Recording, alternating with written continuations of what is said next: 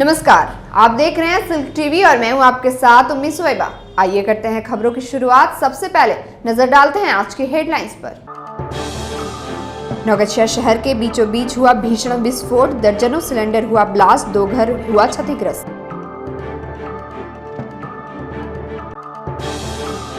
Railway track पर बम विस्फोट मामले की जांच करने रेल एसपी पहुंचे नाथनगर, कहा असामाजिक तत्वों को किया जा रहा है चिन्हित। नाबालिग से दुष्कर्म मामले में पॉक्सो कोर्ट ने आरोपी को सुनाई 10 वर्ष की सजा, 3 साल बाद आया फैसला। शनिवार को देश भर में होगा राष्ट्रीय लोक अदालत का आयोजन, भागलपुर में 24 बेंचों पर होगी सुनवाई। और अंतर्राष्ट्रीय मानवाधिकार दिवस पर जागरूकता कार्यक्रम का हुआ आयोजन। और अब समाचार विस्तार से। नौगछिया से बड़े हादसे की खबर आई है, जहां गैर कानूनी ढंग से संचालित गैस गोदाम में विस्फोट होने से आसपास के कई घरों में आग लग गई। घटना को लेकर बताया जा रहा है कि यह हादसा रामचंद्र शाह के घर में हुआ है, जो सिलेंडर ब्लास्ट के बाद पूरी तरह से क्षतिग्रस्त हो गया। दरअसल नौगछिया स्थित कम्युनिस्ट पार्टी कार्यालय के पास गैस सिलेंडरों के विस्फोट से 2 घर क्षतिग्रस्त हो गया। वही घटना की जानकारी मिलते ही मौके पर अग्निशमन दस्ता की टीम पहुंची और आग पर काबू पाने का प्रयास किया। इधर इसको लेकर नौगछिया एसपी सुशांत कुमार सरोज ने बताया कि एसडीपीओ और नौगछिया थाना को मौके पर भेज दिया गया है, जबकि जानकारी के अनुसार नोनिया पट्टी में लगभग 2 दर्जन गैस सिलेंडरों के विस्फोट की सूचना मिली है। एसपी ने बताया कि ब्लास्ट के कारण स्थिति काफी भयावह बताई जा रही है। साथ ही कहा कि नौगछिया के नोनिया पट्टी स्थित भारत गैस गोदाम में 12 सिलेंडर में विस्फोट हुआ है, जिसमें 3 से 4 घर भी जलकर राख हो गया है। एसपी ने कहा कि सिलेंडर कैसे विस्फोट हुआ ये जांच का विषय है और इसकी जांच के बाद उचित कानूनी कार्रवाई की जाएगी। बता दें कि सिलेंडर विस्फोट होने की घटना से इलाके में दहशत का माहौल है। शहर में घटना हुई, एक सूचना मिली कि कहीं पर सिलेंडर फट रहे हैं, तो तुरंत ही वहाँ पर थाना प्रशासन और दमकल को वहाँ पर रश कराया गया। अभी स्थिति पूरी कंट्रोल में है। दमकल की कई गाड़ियाँ यहाँ पर आई हैं, लगातार बचाव कार्य किया जा रहा है। किसी भी तरह की जान माल की हानि। कितनी सिलेंडर सर फटी है यहाँ पे? 8 से 10 सिलेंडर के फटने की घटना बताई जा रही है। यहाँ पर हमारे आने से पहले ही वहाँ पर कुछ फटे हैं सिलेंडर, तो इस बाद में जाँच की जाएगी कितने सिलेंडर थे और कितना बाकी जो असेसमेंट किया जाएगा। हाँ, ब्लास्ट की घटना हुई है। हम लोगों को सूचना प्राप्त हुई थी कि यहाँ पे किसी घर में आग लग गया है और सिलेंडर भी ब्लास्ट कर रहा है। उसमें एसडीओ सर के नेतृत्व में हम लोग भी यहाँ पर आए, थाना प्रभारी भी आए और सारे बल के साथ में, और दमकल को बुलाया गया। तो नियंत्रण में है, सारा स्थिति नियंत्रण में है। फिर भी अभी दमकल काम कर रही है और हम लोग अभी भीड़ को वहाँ जाने से रोक रहे हैं, और बाकी चीज़ें हैं जो जाँच में सामने आएगी उस पर कार्रवाई की जाएगी। टाइप से सिलेंडर पूरी की पूरा यहाँ पर जो है जमा रहता है। कई बार बोलने के बाद भी उन्होंने ये नहीं हटाता। यहाँ पर बार बार कहा जाता था किसी भी प्रकार का दुर्घटना हो सकता है, वही हुआ है। बीच मोहल्ला है। कितने बजे आग लगी थी? आप देख ही रहे हो कि अभी आग लगा हुई हुआ है। कितनी बड़ी घटना?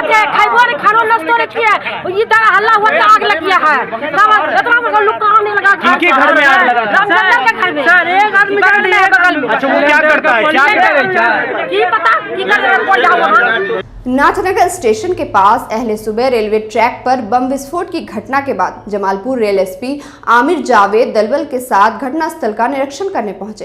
रेल एसपी ने इस दौरान घटनास्थल का बारीकी से मुआयना किया और रेलवे के स्थानीय अधिकारियों से घटना को लेकर जानकारी ली। पत्रकारों से बातचीत में एसपी ने कहा कि मामले में केस दर्ज कर लिया गया। इससे पूर्व फरवरी माह में रेलवे ट्रैक पर जो बम मिला था उसमें आरोपी को चिन्हित कर लिया गया है और उसे पकड़ने की कोशिश की जा रही है। उन्होंने कहा कि पूर्व में भी नाथनगर स्टेशन के आसपास के इलाके में बम मिलने और विस्फोट की घटनाएं हुई हैं। इसको लेकर उन्होंने आशंका जताते हुए कहा है कि रेलवे प्लेटफॉर्म के बाहर सन्नाटे का फायदा उठाकर कुछ असामाजिक तत्व द्वारा बम रखा गया होगा और सुबह सुबह कचरा बिनने आया व्यक्ति इसकी चपेट में आकर धमाके का शिकार हो गया। वही बार बार बम मिलने के सवाल पर रेल एसपी आमिर जावेद ने कहा कि FSL की टीम इसकी जांच कर रही है। अगर कम तीव्रता वाला बम होगा तो इसमें स्थानीय असामाजिक तत्वों का हाथ हो सकता है, लेकिन अगर बम की तीव्रता ज्यादा हुई तो अन्य बिंदुओं पर भी जांच की जाएगी। साथ ही उन्होंने कहा कि प्रथम दृष्टया नक्सली वारदात के संबंध में अभी कुछ भी नहीं कहा जा सकता है। बिल्कुल पहले भी यहाँ बम निकला था, उसमें हम लोगों ने केस को डिटेक्ट कर लिया है। आदमी भी चिन्हित हो गया है, उसको सिर्फ पकड़ना है। और इस बार जो घटना घटी है ये आसपास का जो इलाका है पूर्व में भी यहाँ पर बम की घटनाएं घटी हैं, तो हो सकता है कि कोई रेलवे प्लेटफॉर्म के बाहर जो होता है वो सन्नाटा होता है, तो सन्नाटे का लाभ उठा करके किसी ने यहाँ बम रख दिया और सवेरे सवेरे जो आए उसको चुनने वाले ये घटना घट गई। ये अगर लो एक्सप्लोसिव है तो इसका मतलब है कि लोकल गैंग का हाथ है, इसमें बहुत बड़ी बात नहीं है। अगर उसमें हाई एक्सप्लोसिव आता है तो हम लोग दूसरा एंगल भी देखते हैं। भागलपुर स्पेशल पॉक्सो कोर्ट में शुक्रवार को पॉक्सो कोर्ट में 3 साल पुराने नाबालिग से दुष्कर्म के मामले में दोषी पाए गए अभियुक्त हितेश कुमार मंडल को विशेष पॉक्सो कोर्ट ने 10 साल की सजा सुनाई। दरअसल नाथनगर थाना क्षेत्र के 16 अक्टूबर 2000 शुक्रवार को पॉक्सो कोर्ट में 3 साल पुराने नाबालिग से दुष्कर्म के मामले में दोषी पाए गए अभियुक्त हितेश कुमार मंडल को विशेष पॉक्सो कोर्ट ने 10 साल की सजा सुनाई। दरअसल नाथनगर थाना क्षेत्र के 16 अक्टूबर 2018 के मामले में पीड़िता की शिकायत पर चली लंबी सुनवाई के आधार पर एडीजे 6 सह पॉक्सो कोर्ट के विशेष न्यायाधीश अनंत कुमार सिंह की अदालत ने दोषी करार दिए गए आरोपी हितेश कुमार मंडल को 10 साल कठोर कारावास और 10,000 रुपए जुर्माना की सजा सुनाई। अदालत ने सरकार के ओर से नाबालिग पीड़िता को 3 लाख रुपए मुआवजा देने का भी आदेश दिया है। मामले को लेकर पॉक्सो कोर्ट के विशेष लोक अभियोजक शंकर जयकिशन मंडल ने बताया कि 2018 के 16 अक्टूबर को नाथनगर थाना में नाबालिग पीड़िता पक्ष की ओर से दुष्कर्म का मामला दर्ज कराया गया, जिसमें शादी का झांसा देकर नाबालिग से शारीरिक संबंध बनाने और जबरन दुष्कर्म का आरोप लगाया गया था। विशेष लोक अभियोजक ने कहा कि इसी मामले में शुक्रवार को विशेष पॉक्सो कोर्ट ने सजा का ऐलान किया। आज 16/10/18 को नाथनगर थाना कांड संख्या का ये सजा के बिंदु को रखा गया था, जिसमें अभियुक्त थे हितेश कुमार, और ऐसे हितेश कुमार मंडल भी कहा जाता है।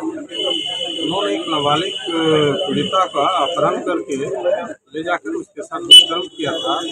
बाद में बोले कि हम शादी भी कर देंगे, जब बच्ची शुरू मचाना शुरू की, बाद में शादी भी नहीं की। उसी में ये आज इनको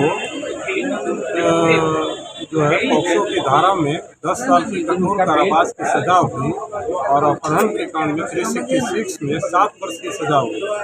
नालसा और बिहार राज्य विधिक सेवा प्राधिकार के निर्देश पर जिला विधिक सेवा प्राधिकार द्वारा शनिवार को भागलपुर व्यवहार न्यायालय परिसर में आयोजित होने वाले राष्ट्रीय लोक अदालत की तैयारी पूरी कर ली गई है। शनिवार को सिविल कोर्ट कैंपस में इस वर्ष के अंतिम राष्ट्रीय लोक अदालत का आयोजन समारोह पूर्वक किया जाएगा, जिसका उद्घाटन जिला एवं सत्र न्यायाधीश सह भागलपुर डालसा के अध्यक्ष शिव गोपाल मिश्र, जिलाधिकारी सुब्रत कुमार सेन, एसएसपी निताशा गुड़िया और डालसा के सचिव एडीजे अतुलवीर सिंह संयुक्त रूप से करेंगे।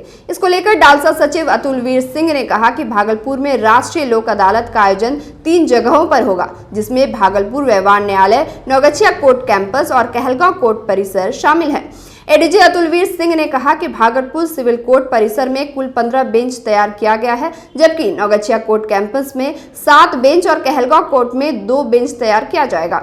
उन्होंने कहा कि जिला एवं सत्र न्यायाधीश शिव गोपाल मिश्र सिविल कोर्ट कैंपस में लगे बेंच 1 पर खुद मौजूद रहेंगे, जबकि इसके अलावा अलग अलग एडीजे, एसीजेएम, जेएम और अन्य न्यायिक पदाधिकारी अलग अलग बेंच पर लंबित वादों की सुनवाई करेंगे।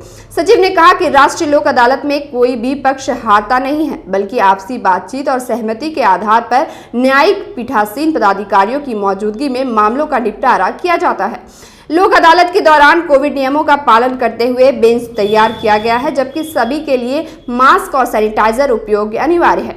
वहीं बिजली से जुड़े विवाद और यूको बैंक से जुड़े लंबित मामले की सुनवाई के लिए भागलपुर में 2-2 बेंच तैयार किया गया है, जबकि इसके अलावा बीएसएनएल, बैंक, पारिवारिक विवाद, जमीन विवाद, मोटर दुर्घटना, श्रम विवाद और आपराधिक शमनीय मामलों और अन्य प्रकार के सुलहनीय लंबित वादों का भी निष्पादन किया जाएगा। दिसंबर 2021 का अंतिम राष्ट्रीय मेगा लोक अदालत का आयोजन भागलपुर सदर, नौगछिया एवं कहलगांव अनुमंडल में किया गया है और इसमें हम सभी तरह के ऐसे मामलों को लेने का प्रयास करते हैं जिसमें आपसी सुलह समझौते के आधार पर मामलों का निस्तारण किया जाता है। तो यहाँ पे जो भी पक्षकार आते हैं, चाहे वो बैंक के हों या उनको कोई फौजदारी मामला हो जिसमें सुलह की जा सकती है, या बिजली की बिल से संबंधित मामला हो, बैंक से संबंधित मामला हो, कोई मैट्रिमोनियल केस हो, विवाह संबंधी, वैवाहिक दाम्पत्य संबंधी मामला हो, या अन्य किसी भी प्रकार का यदि उनका है मामला, तो उसमें वो यहाँ पर उस दिन आकर के अलग अलग बेंचेस में अलग अलग तरह के मामलों के लिए हमारे पीठासीन पदाधिकारी में सम्मानित सदस्य और लोगों की नियुक्ति की जाती है उस दिन के लिए, और वो उस मामलों को सुन के दोनों पक्षकारों से आपस में सहमति के आधार पर मामलों का निस्तारण किया जाता है। नालसा, नई दिल्ली एवं बिहार राज्य विधिक सेवा प्राधिकार पटना के निर्देश पर विश्व मानवाधिकार दिवस के अवसर पर शुक्रवार को जिला विधिक सेवा प्राधिकार द्वारा कैंडल मार्च निकाला गया। कैंडल मार्च व्यवहार न्यायालय परिसर स्थित 10 कोर्ट भवन के समीप से डालसा सचिव अतुलवीर सिंह, भागलपुर फैमिली कोर्ट के प्रधान न्यायाधीश हेमंत कुमार त्रिपाठी, सब जज प्रथम प्रवाल दत्ता समेत कई एडीजे, एसीजेएम की मौजूदगी में निकाला गया। इस दौरान लोगों को मानवाधिकार के प्रति जागरूक किया गया और सभी को अपने अधिकारों की जानकारी होने की बात न्यायिक पदाधिकारियों ने कही। मौके पर एसीजेएम नवम श्यामल कुमार, एसीजेएम 11 राजीव कुमार मिश्र समेत कई न्यायिक पदाधिकारी, पैनल अधिवक्ता, न्यायालय कर्मी मौजूद रहे। और वक्त हो चला एक छोटे से ब्रेक का, मिलते हैं ब्रेक के बाद।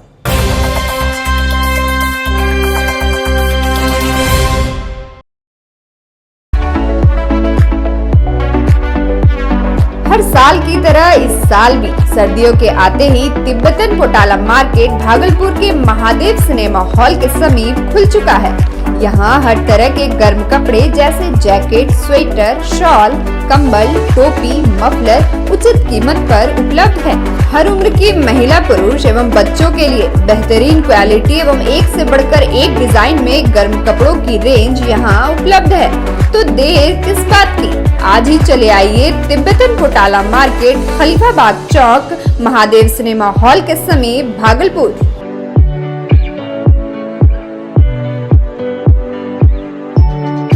बच्चा जब जन्म लेता है तो कई बार बच्चा तुरंत नहीं रोता है, रोने में देर हो जाता है। ऐसे में बच्चा क्षतिग्रस्त हो जाता है और उसके बचने की संभावना कम हो जाती है। और यदि बचा तो भविष्य में उसमें विकलांगता की समस्या आती है, जिसे सीपी कहते हैं, जिसका कोई माकूल इलाज नहीं है और ज़िंदगी भर बच्चा विकलांगता से जूझ सकता है। ऐसे में पूरे संसार में कूलिंग थेरेपी का सहारा लिया जाता है। जन्म से ठीक 6 घंटा के अंदर यदि उसको कूलिंग थेरेपी दिया जाए तो उससे उसका सीपी की समस्या कम होती है और बचने की भी संभावना बढ़ती है। पहली बार बिहार झारखंड में आपके शहर के स्नेह नवजात शिशु बाल सेवा केंद्र में यह मशीन उपलब्ध है। कभी भी ऐसी बात हो कि बच्चा रोने में विलम्ब हो गया तो आप स्नेह नवजात शिशु बाल सेवा केंद्र में जरूर संपर्क करें।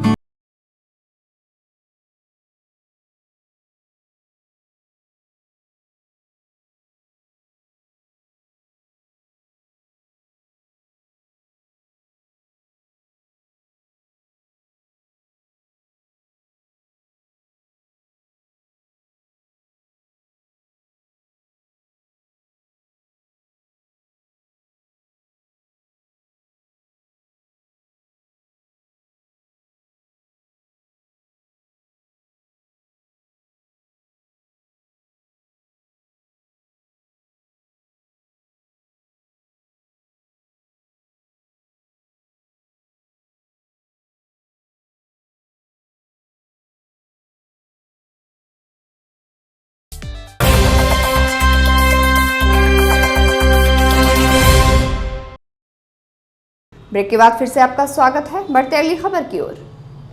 मानवाधिकार संरक्षण के लिहाज से 10 दिसंबर का खास महत्व है। इस दिन को अंतर्राष्ट्रीय मानवाधिकार दिवस के तौर पर मनाया जाता है। बता दें कि संयुक्त राष्ट्र ने 1950 में 10 दिसंबर को मानवाधिकार दिवस घोषित किया था, जिसका उद्देश्य दुनिया भर के लोगों को मानवाधिकारों के महत्व के प्रति जागरूक करना और इसका पालन के प्रति सजग रहने का संदेश देना है। वही अंतर्राष्ट्रीय मानवाधिकार दिवस पर भागलपुर बोस पार्क स्थित मानवाधिकार संगठन कार्यालय में जनसंवाद सह सम्मान समारोह का आयोजन किया गया। कार्यक्रम का उद्घाटन आरटीआई कार्यकर्ता अजीत कुमार सिंह, मनोज मीता, सुनील जैन, डॉक्टर अजय कुमार सिंह, सुजीत लाल, छाया पांडे, श्वेता सुमन और आगत अतिथियों ने दीप प्रज्वलित कर किया। इसके बाद मानवाधिकार संगठन के अजीत सिंह ने समाज सेवा से जुड़े व्यक्तियों को सम्मानित किया। वहीं अपने संबोधन में डॉक्टर देवज्योति मुखर्जी ने मानवाधिकार दिवस की थीम पर प्रकाश डालते हुए कहा कि सभी इंसान स्वतंत्र और अधिकारों में समान होता है। उन्होंने बताया कि अधिकारों की श्रृंखला में मानवाधिकार को सर्वोच्च स्थान प्राप्त है। जबकि सुजीत लाल ने कहा कि अदालतों में केस पेंडिंग रहना भी ह्यूमन राइट्स का शोषण है। कार्यक्रम में जीवन जागृति सोसाइटी के अध्यक्ष डॉक्टर अजय कुमार सिंह ने आरटीआई कार्यकर्ताओं को देश की आंतरिक रक्षा का प्रहरी बताया। समारोह के दौरान मानवाधिकार संगठन की ओर से देश के प्रधान रक्षा अध्यक्ष जनरल बिपिन रावत को 2 मिनट का मौन रखकर श्रद्धांजलि भी दी गई। मौके पर डॉक्टर अजय सिंह ने कहा कि जनरल बिपिन रावत मानवाधिकारों को लेकर बेहद सजग थे। वही आरटीआई कार्यकर्ता अजीत कुमार सिंह ने कहा कि अधिकांश लोग जागरूकता के अभाव में मानवाधिकार हनन के शिकार होते हैं। ह्यूमन राइट्स का वायलेशन तो नित्य होता है। लोगों को इसके बारे में कम जानकारी होने के कारण वो जो है सो ह्यूमन राइट्स का वायलेशन को रोकने के लिए कहाँ क्या अप्रोच कर सकता है, इसकी जानकारी नहीं है। और बहुत लोग हमारे पास भी पहुंचते हैं तो उनको जो गाइडलाइन और गाइडेंस दिया जाना है वो हम उपलब्ध कराते हैं उन्हें, ताकि वो वहां तक पहुंचे। लेकिन अधिकांश ह्यूमन राइट्स वायलेशन के मामले में लोग ये चाहते हैं कि हमारे साथ हमारे अधिकार का हनन हुआ है, लेकिन ये लड़ाई हम ना लड़ें और ये लड़ाई हमारा कोई और लड़ दे। तो जब तक कोई भी शिकायतकर्ता आगे नहीं आएगा तो ऐसे स्थिति में उसकी लड़ाई को आगे बढ़ाना संभव नहीं हो पाता है। तो बहुत लोग इस भय से भी भयभीत हो जाते हैं कि एक तो हमारा ह्यूमन राइट्स का वायलेशन हुआ और आगे जो है सो हम अगर लड़ेंगे तो फिर हमारे साथ कोई अनहोनी घटना घटित हो जाएगी। आरटीआई के द्वारा किस तरह से खास करके सरकारी महकमा किस तरह से भयभीत रहता है और उस भय के चलते वो पटरी पर आते हैं, यह एक बड़ी सफलता मिलती है जो हमें अक्सर देखने को मिलती है। हम लोगों में से कई लोग कई तरह के काम कर रहे हैं, लेकिन यह जो आरटीआई का कार्यकर्ता बनना है वो बहुत बड़े जिगरे का जरूरत है, वो शायद हम लोगों में नहीं है। लेकिन हम लोगों में से सभी को इस क्षेत्र में कुछ न कुछ पहल करके और इसका समाधान निकालना चाहिए। विश्व मानवाधिकार दिवस पर भागलपुर एसएम कॉलेज में एनएसएस के तत्वाधान में प्रतियोगिता का आयोजन किया गया, जिसमें काफी संख्या में छात्र छात्राओं के अलावा एनएसएस वॉलंटियर्स ने भाग लिया। इस दौरान छात्राओं ने स्लोगन और पेंटिंग बनाई। कार्यक्रम में शिक्षकों ने मानवाधिकार का संरक्षण कैसे हो विषय पर अपनी बात रखी, जबकि प्रतियोगिता में शामिल सभी प्रतिभागियों को प्राचार्य डॉक्टर रमन सिन्हा ने पुरस्कृत किया। साथ ही उन्होंने छात्राओं को अपने अधिकार के प्रति सजग रहने की बात कही। मौके पर doctor Anuradha Prasad, doctor Tabassum, doctor Deepak Kumar Dinkar, doctor Himanshu समेत कई शिक्षक मौजूद थे। अंतर्राष्ट्रीय मानवाधिकार दिवस के अवसर पर भागलपुर के भिकनपुर में शुक्रवार को स्वास्थ्य शिविर का आयोजन किया गया। राष्ट्रीय मानवाधिकार सर्वेक्षण के बैनर तले आयोजित मुफ्त स्वास्थ्य शिविर में नेत्र विशेषज्ञ डॉक्टर दुर्रानी, सर्जन डॉक्टर हारून रशीद, डॉक्टर एमएम कलाम और डॉक्टर वाजिद हुसैन ने लोगों को चिकित्सीय परामर्श दिया। मौके पर राष्ट्रीय मानवाधिकार सर्वेक्षण के जिला अध्यक्ष मोहम्मद नदीम, प्रमंडलीय अध्यक्ष ताहा हफीज, सचिव एनुल हुदा, राफिया अतहर, प्रणव कुमार समेत संगठन से जुड़े कई सदस्य मौजूद थे। पीरपैंती के साधु मटिया रेलवे ट्रैक के समीप नाला में एक अज्ञात महिला का शव मिलने से इलाके में सनसनी फैल गई। वहीं इसकी सूचना मिलते ही मौके पर पहुंचे आरपीएफ के अभिषेक कुमार और पीरपैंती थाना प्रभारी संजय कुमार सत्यार्थी ने शव को कब्जे में लेकर शिनाख्त के लिए कार्रवाई शुरू कर दी। बताया जा रहा है कि फिलहाल महिला के शव की पहचान नहीं हो पाई है। पुलिस टीम ये पता करने में जुटी है कि महिला की मौत ट्रेन से गिरकर हुई है या फिर मामला कुछ और है। आपदाओं से बचाव के लिए बांका एसडीआरएफ टीम के द्वारा प्रशिक्षण दिया गया। ओढ़नी डैम के समीप स्थित प्राथमिक विद्यालय गर्भात्री में 40 वर्षीय राजकुमार के बेहोश होने की खबर मिलते ही इलाके में अफरा तफरी का माहौल हो गया। वहीं इसको लेकर इंस्पेक्टर गणेश जी ओझा के साथ एसआई जिमी लाल राय और सुनील कुमार ने मूर्छित राजकुमार का उपचार किया। इसके बाद टीम ने अपनी गाड़ी से बेहोश व्यक्ति को इलाज के लिए हॉस्पिटल पहुंचाया। वहीं गणेश जी ओझा ने बताया कि राजकुमार के मुंह से काफी ब्लीडिंग हो रही थी, जिसे तत्काल रोका गया। साथ ही कहा कि मूर्छित व्यक्ति के होश में आते ही उनकी पत्नी रेणु देवी और बच्चे के साथ ग्रामीणों ने एसडीआरएफ के प्रति आभार व्यक्त किया। जिला बांका में एसडीआरएफ टीम आई हुई थी, क्लास चल रहा था, तब तक शोरगुल हुआ कि कोई रोड पर मूर्छित पड़ा हुआ है। तुरंत क्लास छोड़ करके इंस्पेक्टर गणेश जी ओझा मेरे साथ में एसआई जिमी लाल और मंडल जी जा करके हम लोग ने उस मूर्छित पड़े हुए व्यक्ति को उपचार किया। उसके मुंह से ब्लड और झाग बहुत ही आ रहा था। फर्स्ट एड करके ट्रीटमेंट करके अपनी गाड़ी से तुरंत हॉस्पिटल पहुंचाया और राजकुमार जी आज जिंदा हैं। उनकी पत्नी रेणु देवी और 3 बच्चे और ग्रामीणों ने बहुत ही एसडीआरएफ टीम को धन्यवाद दिया। और अंत में चलते चलते फिर से नजर डालते हैं आज की हेडलाइंस पर। नौगछिया शहर के बीचों बीच हुआ भीषण विस्फोट, दर्जनों सिलेंडर हुआ ब्लास्ट, 2 घर हुआ क्षतिग्रस्त।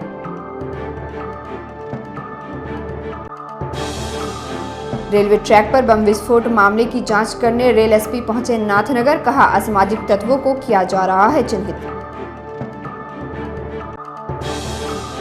नाबालिग से दुष्कर्म मामले में पॉक्सो कोर्ट ने आरोपी को सुनाई 10 वर्ष की सजा, 3 साल बाद आया फैसला।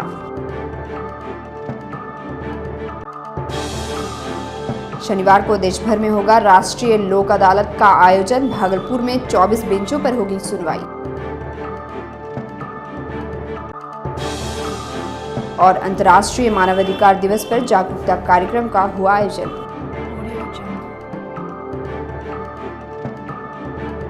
फिलहाल इस बुलेटिन में इतना ही। नमस्कार।